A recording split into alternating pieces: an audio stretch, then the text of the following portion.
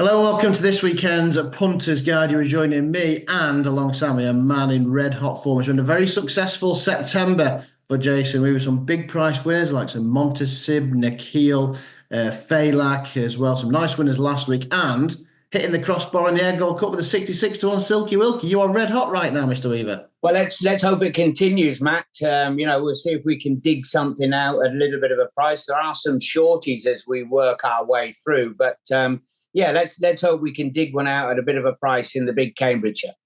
Yes, well, maybe have a couple of darts at that one. And the weather's going to be key this weekend because there's been a lot of rain around this week, hasn't there? Yeah, look, it's coming to that time of year. Also, just be aware the temperature drops dramatically. So some of the horses will turn quickly in their coat. Some of the fillies will disappear, and it'll be that time that we do get to see the odd superstar step out, obviously, but some of them will be heading off to winter quarters. But soft ground at the ready. We jump straight from here at Newmarket. We go over to Paris. We come back for Newmarket. Then we have the bottom ground spectacular at Ascot as well. A lot to get stuck into. Yeah, and then, of course, City of Troy at the Breeders' Cup, a great end to the season. But we're not just there yet. We've got a race to look forward to. You mentioned superstars. Could we have a Betfred Triple Crown contender in the Beresford Stakes? ITV taking that from the core. Also at Haydock, which is HQ where we're going to start. 5 races in front of the ITV cameras. We've got Group 1 action. We've got the Cambridgeshire Big Field Handicap. But we start with a nursery at 1:15. Yeah, and a lot of people latch on to Ghost Run. Now, she's not the biggest. She did manage to win on a couple of occasions. One at headquarters on the July course, one last time where she was incredibly tough up on the front end. You got Beauty Nation, who was actually quite quietly supported behind her. Got 5 1/4 lengths to make up with her. I thought Timefall ran an absolute cracker, suggesting the extra 220 yards is going to suit her. She was behind Halasan and all those in the sales race. And then you got Magic Love. Now, one for Harry Charlton's that started off handicapping on a mark of just 65. Went up to Thirst, got the job done, looks for all the world like she's going to appreciate stepping up in distance. And I just feel that when you're getting around about a stone from the likely favourite Ghost Run under softer conditions, weight stops trains, as they say. And I think Magic Love has got that lightweight to help. Yeah, winner on handicap, Davey, looking to continue that run. Then can Magic Love get us off to a winning start? We'll go in time order. We'll head over to Haydock next because they're 1:30. Comes hot on the heels of the opener. So it's going to be soft ground, you'd imagine, on Merseyside. And most of these do like give underfoot, like Serrado Berg and Ross Collin, who was winning at his favourite Goodwood just the other day. Yeah, under bottomless conditions when he managed to get the job done at Haydock. So, yeah, I quite like the look of the horses towards the top. Rodabag wasn't a bad run at Doncaster behind Johan. He's an interesting contender. Tell you what will be winning shortly. He's come a little bit down the handicap. He's Skeptic. He's going with his 3rd trainer today. I'm going to keep a close eye on him in the markets to see if there's any money for him whatsoever. But he might be a bit of a longer-term project. Now, had Franny Norton not retired and rode his treble on his final day at Chester the other day, he'd be riding Earls in here for Gavin Cromwell. He was on board when he managed to win over 7 furlongs here at Haydock. Just have a look back at his run last time. He was at one of the festivals, the Galway Festival, chopped and checked, no run whatsoever, and he's only £2 higher. Bit of a different style from Franny Norton to the Sniper, but the old bump and kick and the drive of Luke Morris will certainly suit him well over the extra furlong. So Earls, I think, the Irish Raider. Yeah, Irish come over and take that prize. Then Gavin Cromwell had a decent week already, hasn't he? Winning the Kerry National with Florin Porter. Right, one of the big classic trials for next year, the back end of the year is, of course, the Royal Lodge Stakes. Potential Betfred Derby candidates going here, and a real good assemblement of horses. Wimbledon Hawkeye, 2nd in the Aiken, Royal Playwright, who you liked, and 3rd in the Solari. We've got Luther, who's a winner here to Haydock on Sprint Cup Day. And then you got the Convivial Maiden winner, Angelo Buonarroti, at the top. Great contest in store. Good race. He was $1 million, wasn't he? $1 million as a 2-year-old, Angelo at the top. I'm fascinated to see how he gets on coming down into the dip because he's a giant, absolute massive individual. So that puts me off him. Law of Design, I thought of Means needs to take a big step forward. Luther was very impressive, wasn't he? Obviously, the form with New Century going out and winning the Group 1 at Woodbine has been advertised really well. Puppet Master stepped up dramatically, both his runs. I think Apples and Bananas has come out and won a Deauville listed contest since. And Wimbledon Hawkeye, that's arguably the best bit of form, the Acomb, I think. And good luck to James Owen. James Doyle gets on board because Sylvester is banned. I've got to stick with the playwright. I don't think that we saw the best of him up the hill at Sandown. He was readily outpaced when the taps were turned on. All right, he might have bumped into a real superstar, but he got going again late on. I think he'd be better off dropped in. I'm hoping that there's a strong pace in here. Or if not, Oisin Murphy will have to decide, is he going to let him slide along? They were disappointed. Their team, mightily disappointed he got beat last time. He's on the recovery. I think he's a big price. There we are then. Just keeping the faith with Royal Playwright in the Smith colours. Won this race last year, those colours, didn't they, with old Ghostwriter. Right, we've got Group 1s to look forward to. Starting with the Cheveley Park, the fillies in action. Hopefully the dead eight get to post. We've got a couple visiting from France. We've got 4 English raiders, but dominating the market are the 2 Irish Group 1 winners. Is it between those, or is there a bit of value elsewhere? I think there's probably a little bit of value in here. I mean, Babouche has gone through the gears really, really well. I'm not sure whether Whistle Jacket was absolutely at his best when she put him in his place. I'm not sure. It was a funny sort of contest, and maybe I think she got a little bit lucky. Celandine, I was with her when she won the Lowther, but I think she needs to step up dramatically. And Lake Victoria, there was no fluke. Just because there was an odds-on shot when she managed to win the Moyglare, there was no fluke about her success from the back of the pack last time. I think that she's got a better profile, and she might turn over Barbouche. The one I like, though, is Daylight. I really don't think that she got much of a crack of the whip in the morning behind Whistle Jacket, waiting for room. Then it happened for her. She comes over, not quite flying under the radar, hasn't got much to find, and will be overlooked in the market. There we are. And the French raiders, Daylight, they have been pretty successful on their raids, haven't they, this year? Maybe another one heading back over the channel. Talking of heading overseas, Irish Sea, we're going to the Curragh as well for the Beresford Stakes, the Group 2, a race that has been farmed by O'Brien down the years, but he's not won it for 3 years. He's got 2 big chances this time around, including the unbeaten Lambourne. Got the blinkers on for the first time. I don't know what you make of that. Andrew Baldwin sends the Auto Winner Winlord over as well. But the likely market leader could be coming from the Jessica Harrington stable. Yeah, he's got the best form on show and likely to be tight at the top of the market. Hot as hell.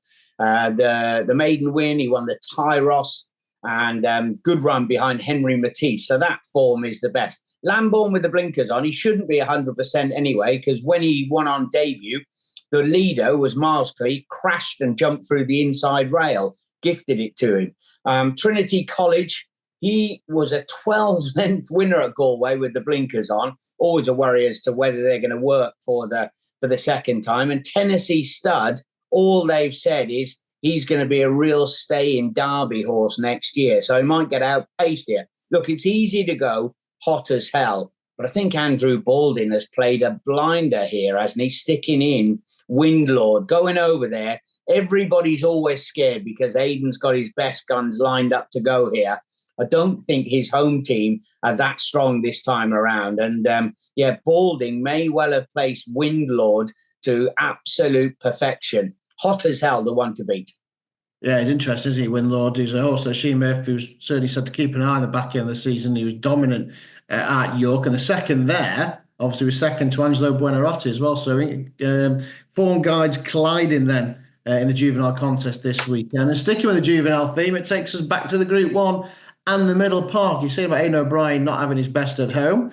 He's probably sent his best to HQ, has he? Whistle Jacket and Ides of March gives him a very strong hand in this juvenile Group 1 contest. Yeah, and if you were to go through some of the figures, the way the different people work out how well they've been running, there's not a massive amount between Ides of March and Whistle Jacket. the full brother to Little Big Bear. Black Forza, he did really well winning at Goodwood. Don't think that was too bad a run over in America last time. Defence Minister, unbeaten. Jouncey's on a bit of a recovery. And Shadow of Light, probably still improving and looks a real tidy sprinter. But I'm a sucker for the favourite here. I think Whistle Jacket's got to get the job done, hasn't he? Typical one of Aidan O'Brien's. He just runs him week in and week out, and he keeps on producing. Won't mind a bit of dig in the ground either. Possibly, when it's been livelier, we haven't seen the best of him. So any rain, no problem. Okay, keeping the faith with the favourite then, Whistle Jacket. A busy season. Well, let's continue with a success potentially in the Middle Park. Right, before we head to Cambridgeshire, we're going to pop over back to Haydock for a 5 furlong sprint handicap.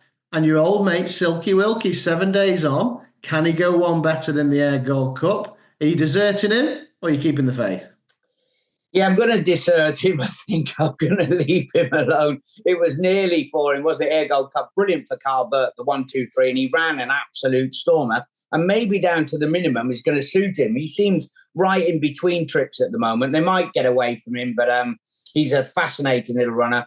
Abrahama Gold is well handicapped. He was a bit of an outsider's punt, wasn't he, from the Portland when we saw him last time, attracted a good bit of support, and he's certainly well treated.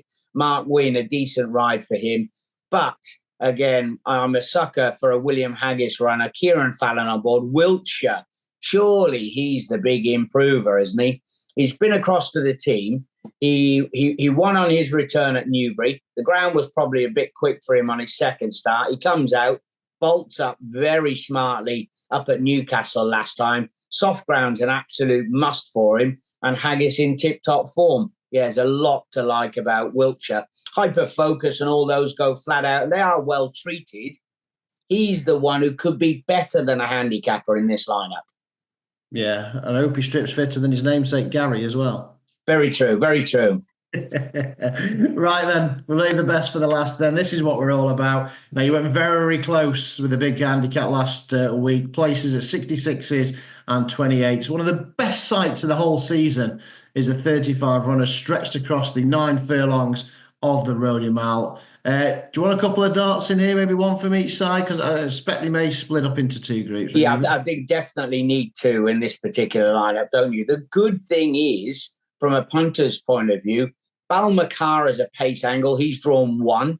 And Norwalk Havoc, another pace angle. He's drawn in 26. So they will be, 1 will be over towards the inside of the track, high numbers up towards the stands rail, and you need 1 either side. They're going to split. There might even be 3 groups. Absolute commentator's nightmare. Good luck to Brandon Wilkie. He's been having a brilliant run for William Knight and the team. Dual Identity, I thought, ran an absolute stormer for that squad at York last time. Right, boring to start with. I was at Yarmouth when Rio de France got the second behind a well-ridden winner of Ryan Moore's and Sir Michael Stout's. Now, going through the sectionals, he came on really well. They thought he had to win to get into this. As it's turned out, he's well in at the weights, I think. He's only been nudged up a pound. He's a big improver, a low mileage improver, if you like, for that particular squad. So, like him, but he's not a bit of a price. Now, he's drawn high. Low numbers. Silent Film, massive price for Ian Williams. Who's booked? James Doyle, who's already got a win on board him. He was the one. He's well travelled. He went over when Frankie Dettori was on his world tour and won in some bizarre place for the team. He was unlucky in the Golden Mile at Goodwood. He stays well. There's no problem. He's slightly disappointed, admittedly, when we saw him last time. But look, a bit of dig in the ground, he won't mind. He gets a mile and 1, no problem. And he's up there. He's 50s, 66s. I think he's a whopping big each way price. There we are. They're going for it again. Yeah, nice 66 to 1 shot, Silent Film. I mean, just give us an insight when you were riding in these types of races. I mean, is it a kind of race that you look forward to, or is it, you say commentator's nightmare, is it a jockey's nightmare? Do you think the draw could scupper you? Yeah, well, the draw could scupper you. It's all about having you talk about the run of the race. Sometimes if you're on a horse that goes handy, you know where you need to be in a bit of daylight. if you've got one that needs smuggling in behind runners, like Silent Film, he can't see daylight until late in the day. When he won, I think it was Kempston Park, one of those. When he won by 4 lengths. All of his other victories have been by small margins. So he's much better held onto and produced late. So you need a real classy rider. James Doyle is exactly that. And it's about finding yourself in a pocket. Luckily, he's brave. He doesn't mind being in amongst runners. You get 1 or 2 jockeys who like to be in front, on the outside, or last. Doyle, thankfully, he likes to get in amongst it. So, we've not got a one-dimensional rider on our side. But a bit of luck is needed. Yeah, it certainly is. So there we are, 8 races, a bit of everything. Group 1 action, big field handicaps, sprints, stayers, the lot. What will be your best bet on the card this weekend? I think Wiltshire will take a lot of beating up in the sprint at Haydock. And if I had one at Newmarket, Daylight has been massively overlooked in the market. You know, it's easy to go Babouche or Lake Victoria, but I think her form is equal. And it's only that she comes over from an unfashionable team, if you like, compared to a Jer Lyons or an Aidan O'Brien, that she's as big as she is. So Daylight.